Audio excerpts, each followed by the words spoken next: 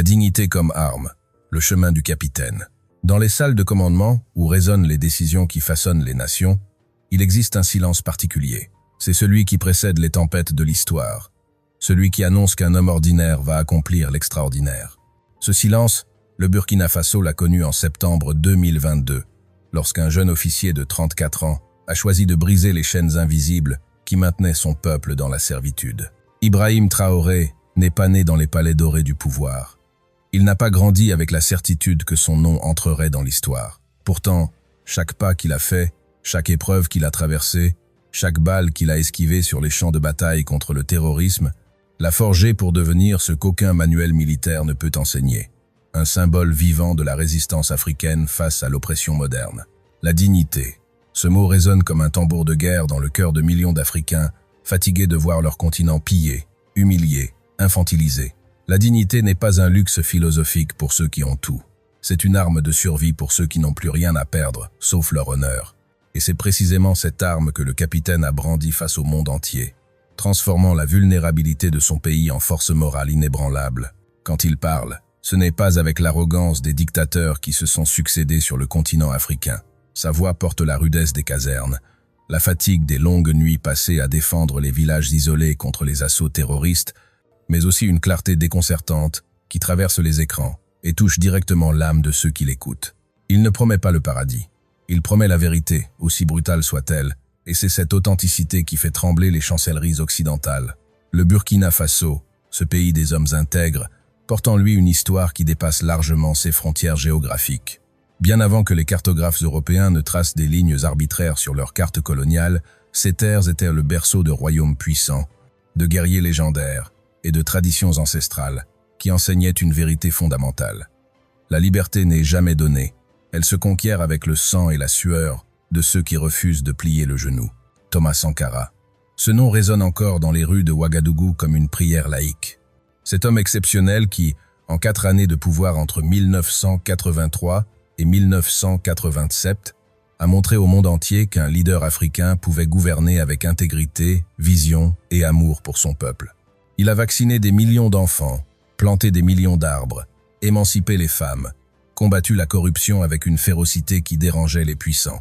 Et pour cela, il a été assassiné, trahi par ceux-là même qui prétendaient être ses frères d'armes, avec la complicité silencieuse de forces étrangères qui ne pouvaient tolérer un tel exemple de souveraineté africaine. Pendant des décennies après la mort de Sankara, le Burkina Faso a erré dans les ténèbres d'une gouvernance corrompue, d'une dépendance économique humiliante et d'une sécurité nationale qui s'effritait jour après jour.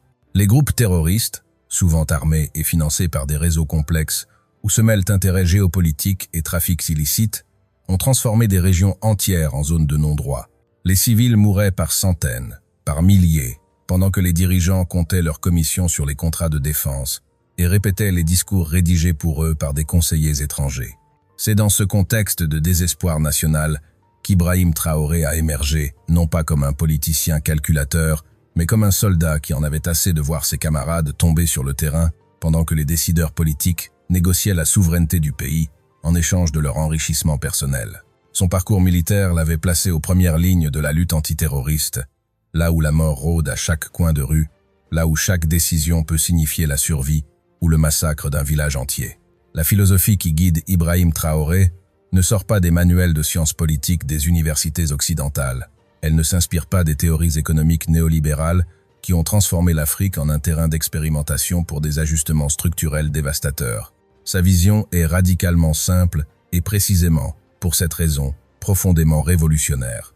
L'Afrique appartient aux Africains et aucune puissance étrangère, aussi influente soit-elle, n'a le droit de dicter comment un peuple doit vivre, gouverner ou exploiter ses propres ressources naturelles. Cette idéologie n'est pas un rejet aveugle de la coopération internationale. C'est un refus catégorique de la subordination. C'est comprendre que le partenariat ne peut exister que dans l'égalité, que le respect ne se mendie pas mais se commande par la dignité de ses actions, que la souveraineté nationale n'est pas un concept abstrait, mais une réalité concrète qui se défend quotidiennement dans les salles de réunion comme sur les champs de bataille. Quand Ibrahim Traoré parle du panafricanisme, il ne récite pas de vieux slogans usés par des décennies de rhétorique creuse. Il articule une vision pragmatique où les nations africaines doivent impérativement briser les chaînes économiques héritées de la colonisation. Le franc CFA, Cette monnaie coloniale qui enchaîne encore 14 pays africains à la France, en les obligeant à déposer la moitié de leurs réserves de change au trésor français, représente pour lui le symbole parfait de cette domination qui se perpétue sous couvert de stabilité monétaire. Comment peut-on parler d'indépendance quand une puissance étrangère contrôle votre monnaie, et donc votre destin économique? Les valeurs qu'il défend sont celles qui ont été systématiquement étouffées par des décennies d'influence étrangère. L'autosuffisance alimentaire plutôt que la dépendance aux importations qui enrichissent les multinationales au détriment des paysans locaux, l'exploitation des ressources naturelles au profit du développement national, plutôt que des profits d'actionnaires installés à des milliers de kilomètres, l'éducation qui forme des citoyens critiques et compétents, plutôt que des consommateurs dociles et des fonctionnaires obéissants. Si vous ressentez cette flamme s'allumer en vous, si ces mots résonnent avec ce que votre cœur a toujours su être vrai mais que le monde vous a appris à taire, alors rejoignez ce mouvement de conscience qui traverse l'Afrique. Abonnez-vous à cette chaîne, partagez ces vérités, devenez vous-même un maillon de cette chaîne de résistance pacifique, mais déterminée, qui refuse de voir une nouvelle génération sacrifiée sur l'autel de l'indifférence mondiale. Le leadership d'Ibrahim Traoré incarne quelque chose que les analystes politiques occidentaux peinent à comprendre parce qu'ils l'analysent avec des grilles de lecture inadaptées. Il ne représente pas un coup d'État militaire de plus dans un continent qui en a connu des dizaines. Il incarne l'explosion d'une frustration générationnelle, la matérialisation d'un ras-le-bol qui couvait depuis trop longtemps dans le cœur de la jeunesse africaine. Cette jeunesse, qui représente plus de 60% de la population du continent africain, cette jeunesse qui voit ses diplômes universitaires ne mener nulle part parce que les postes sont réservés aux enfants de l'élite corrompue, cette jeunesse qui regarde les bateaux partir vers l'Europe chargés de minerais précieux pendant que les hôpitaux manquent de médicaments de base, cette jeunesse qui en a assez des discours sur le développement pendant que les dirigeants détournent l'aide internationale, cette jeunesse a trouvé en Ibrahim Traoré une voix qui ne leur ment pas. Ils parlent leur langage, pas celui poli et aseptisé des communiqués officiels rédigés par des communicants professionnels, mais celui, direct et sans fioriture, d'un homme qui a vécu leur réalité, qui a partagé leurs frustrations, qui a pleuré les mêmes injustices. Quand il dit que le Burkina Faso ne sera plus la marionnette d'aucune puissance étrangère, la jeunesse burkinabé, et bien au-delà, entend enfin quelqu'un prononcer tout haut ce qu'elle murmurait tout bas depuis des années. Son courage ne se manifeste pas dans des discours enflammés, prononcés depuis la sécurité d'un bunker présidentiel. Il le démontre en refusant de déménager dans le palais présidentiel, préférant rester dans les casernes avec ses soldats.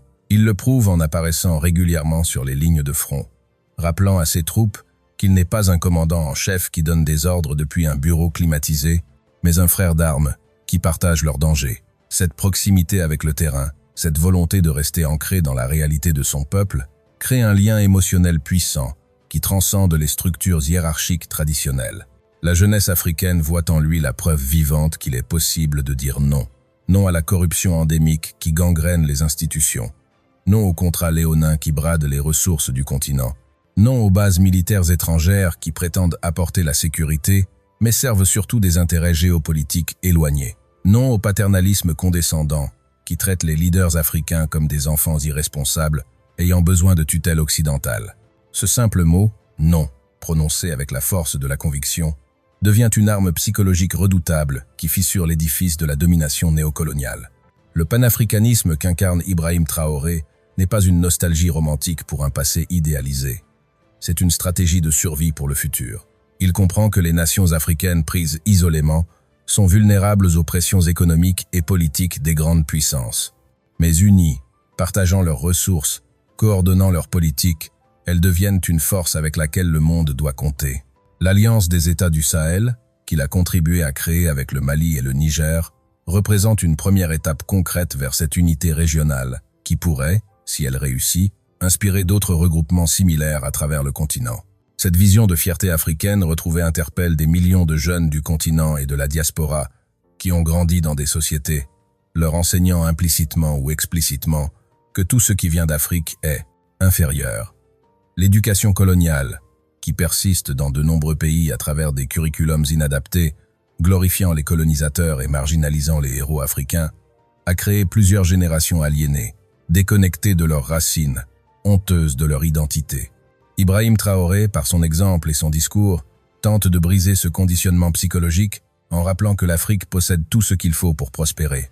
Des terres fertiles, des ressources minérales inégalées, une population jeune et dynamique, des traditions de gouvernance communautaire et une résilience forgée par des siècles de survie face à l'adversité. Mais chaque grand dessein rencontre nécessairement des obstacles formidables, et le chemin qu'emprunte le capitaine est semé d'embûches qui testeraient la détermination du leader le plus aguerri. Les défis auxquels il fait face ne viennent pas seulement des groupes terroristes qui ensanglantent les régions sahéliennes, même si cette menace reste existentielle et quotidienne pour la survie même de l'État burkinabé. Les véritables ennemis du progrès que représente Ibrahim Traoré sont multiples et souvent interconnectés dans un réseau complexe d'intérêts convergents. Il y a d'abord les élites économiques nationales, qui ont prospéré sous l'ancien système de corruption et de clientélisme. Ces acteurs locaux, souvent formés dans les écoles occidentales et intimement liés au réseau d'influence étrangers, voient dans les réformes du capitaine une menace directe contre leurs privilèges. Ils possèdent les médias, contrôlent des pans entiers de l'économie et disposent de ressources considérables pour miner la légitimité du nouveau régime. Ensuite viennent les puissances étrangères qui ont longtemps considéré l'Afrique de l'Ouest, et le Sahel en particulier, comme leur chasse gardée. La France, dont la présence militaire et économique dans la région remonte à l'époque coloniale, voit avec inquiétude l'émergence de leaders qui remettent en question cette relation spéciale. Le départ des troupes françaises du Burkina Faso, décidé par Ibrahim Traoré, représente un tournant symbolique majeur qui s'inscrit dans une vague de contestation anti-française balayant le Sahel. Cette décision, accueillie avec enthousiasme par une grande partie de la population, qui associe la présence militaire française à l'échec sécuritaire et à la perpétuation d'une domination néocoloniale, provoque évidemment des tensions diplomatiques considérables. Les institutions financières internationales, le Fonds monétaire international et la Banque mondiale en tête, constituent un autre front de résistance. Ces organisations promeuvent depuis des décennies un modèle de développement basé sur la libéralisation économique, la privatisation des services publics et l'ouverture sans restriction aux investissements étrangers. La vision d'Ibrahim Traoré, qui privilégie la souveraineté économique et le contrôle national des ressources stratégiques, entre en collision frontale avec ce paradigme. Les pressions économiques peuvent être subtiles mais dévastatrices. Restriction de l'accès au financement international, notation dégradée qui renchérit le coût du crédit, exclusion des circuits commerciaux préférentiels, gel des aides au développement conditionné à des réformes jugées nécessaires par les créanciers. La situation sécuritaire reste le défi le plus immédiat et le plus visible. Les groupes armés terroristes qui opèrent au Burkina Faso ne sont pas une création locale spontanée. Ils s'inscrivent dans un contexte régional complexe où se mêlent extrémisme religieux, trafics en tout genre, instrumentalisation par des acteurs étatiques et non étatiques poursuivant leurs propres agendas et frustration locale non résolue. Ibrahim Traoré a hérité d'une situation catastrophique où près d'un tiers du territoire échappait au contrôle de l'État, où des milliers de civils avaient été tués ou déplacés, où les forces de défense et de sécurité, démoralisées et mal équipées, peinaient à contenir une insurrection qui semblait gagner du terrain chaque jour.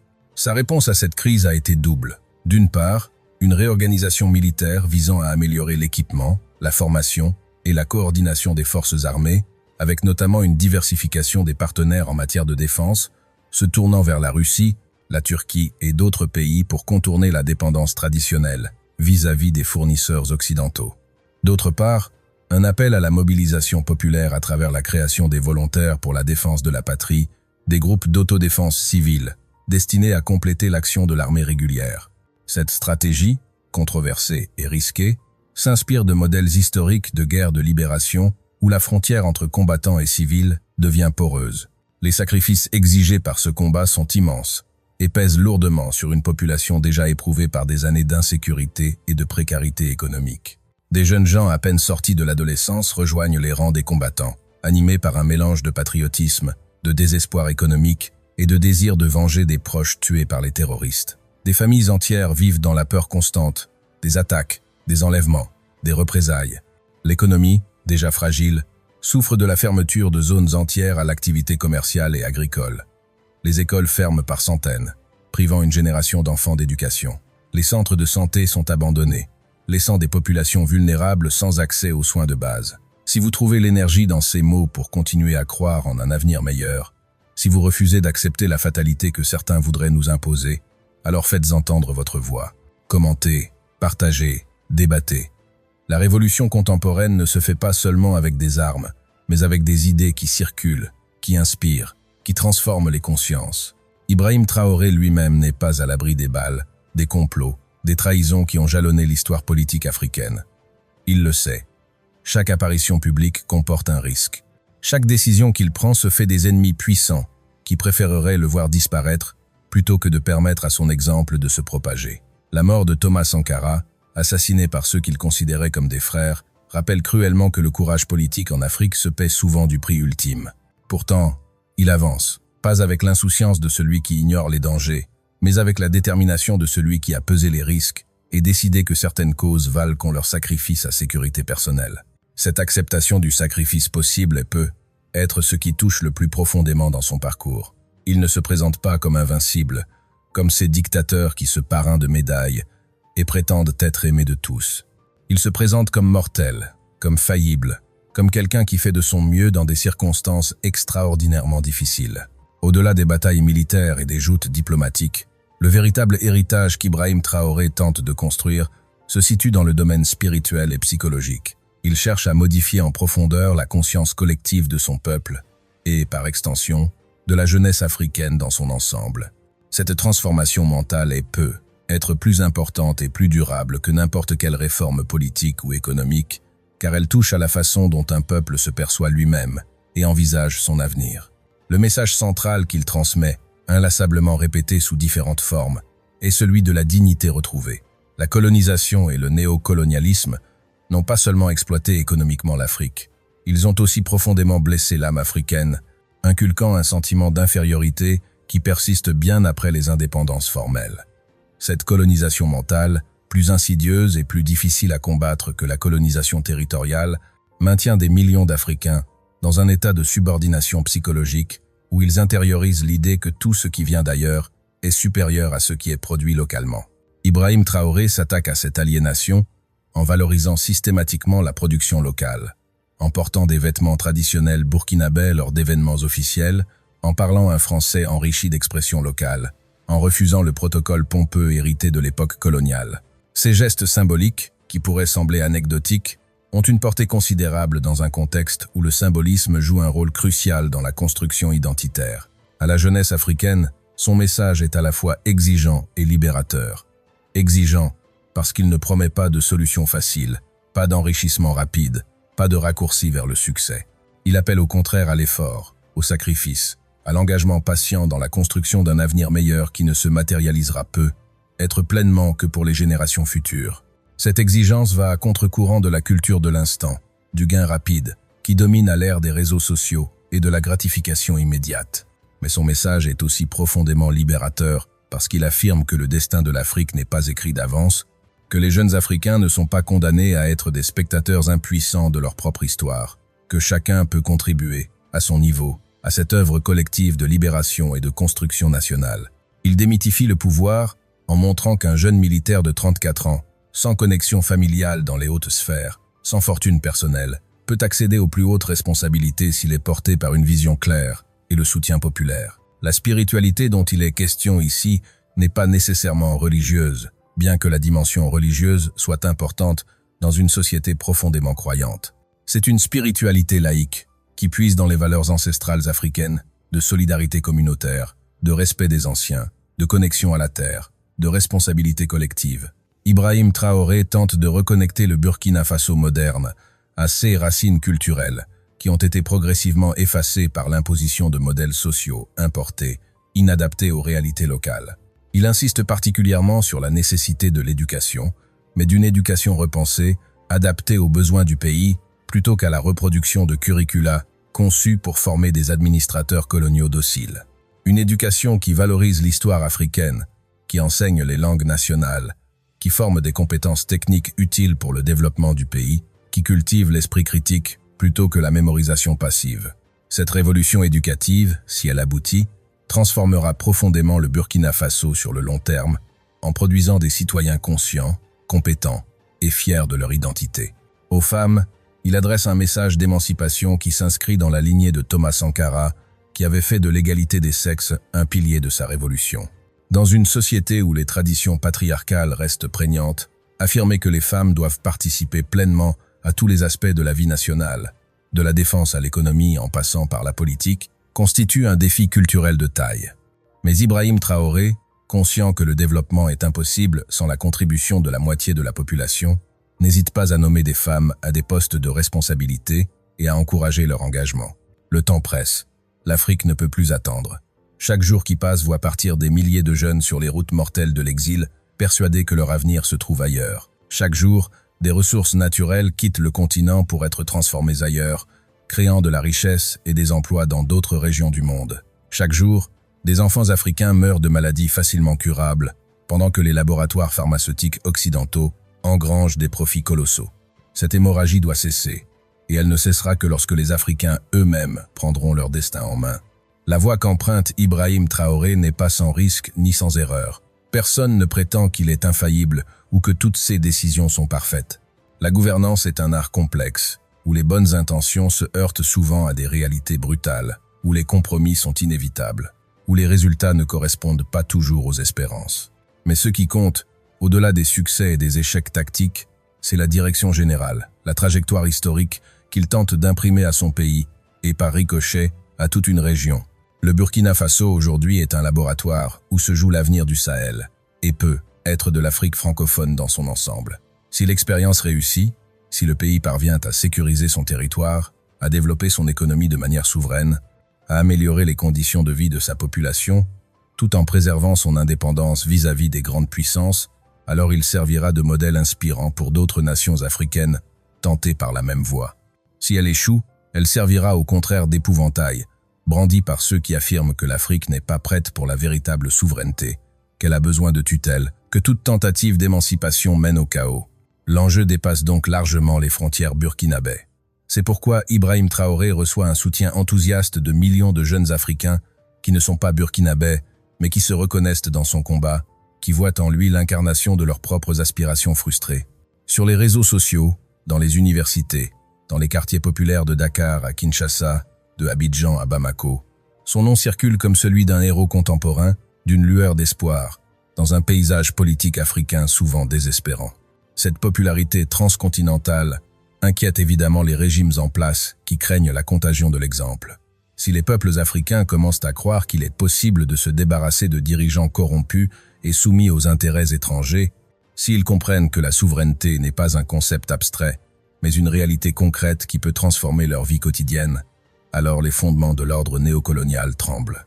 C'est pourquoi on assiste à une campagne médiatique intense, visant à délégitimer Ibrahim Traoré, à le présenter comme un dictateur en devenir, un aventurier irresponsable, un militaire incompétent qui mène son pays à la catastrophe.